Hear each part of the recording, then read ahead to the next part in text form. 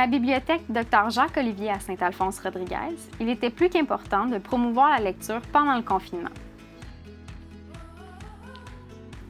L'autre jour, un truc terrible est arrivé dans mon bain. C'est Berk, mon doudou, qui me l'a raconté. Avec l'accès qui a été restreint aux bibliothèques publiques en 2020, il fallait innover et favoriser la lecture par tous les moyens. Le seul qui sait bien nager, c'est Drago. Mais quand il a voulu sauver Berk, il a trouvé l'eau trop chaude. Aïe, aïe, aïe! L'importance de la lecture dans notre famille, ça date d'il y a très, très longtemps, dans le sens où quand les enfants étaient petits, pour moi, c'est très important qu'il y ait toujours des livres à leur disposition. Bébé, je leur faisais l'écrit d'animaux, on regardait des livres.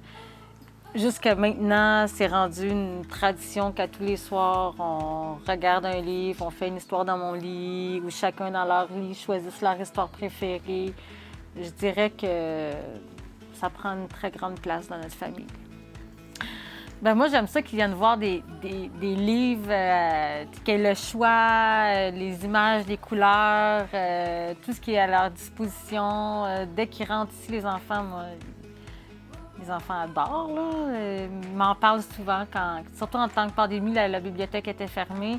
Caroline me préparait des livres à chaque semaine. Les enfants, juste d'avoir un sac de livres différents qu'elle me préparait à peu près à tous les 3 semaines. Mes enfants étaient contents, puis ils me disaient « Quand on va aller à la bibliothèque, maman? » Puis là, je disais « Pas tout de suite. » Puis là, maintenant, on attend les samedis qu'elle rouvre, mais dès qu'on peut, c'est un monde, là. Ils arrivent à la maison, ils sont contents de feuilleter leurs nouveaux livres. C'est qui lit ici? Moi. Moi. Oh? Tu ne m'as pas lu.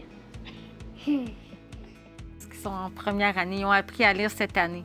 C'est encore plus magique de pouvoir reconnaître des mots dans leurs livres préférés, puis de pouvoir vraiment comprendre un peu plus l'histoire. Ils aiment ça quand je les raconte, mais le fait d'eux-mêmes les lire, ça prend une autre tournure.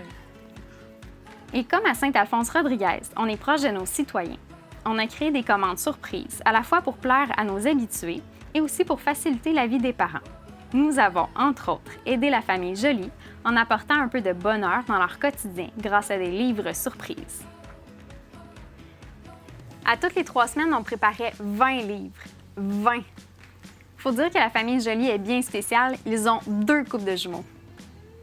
Pendant le confinement, on avait beau faire du pain, des pâtisseries maison, on va se le dire, le quotidien manquait de saveur.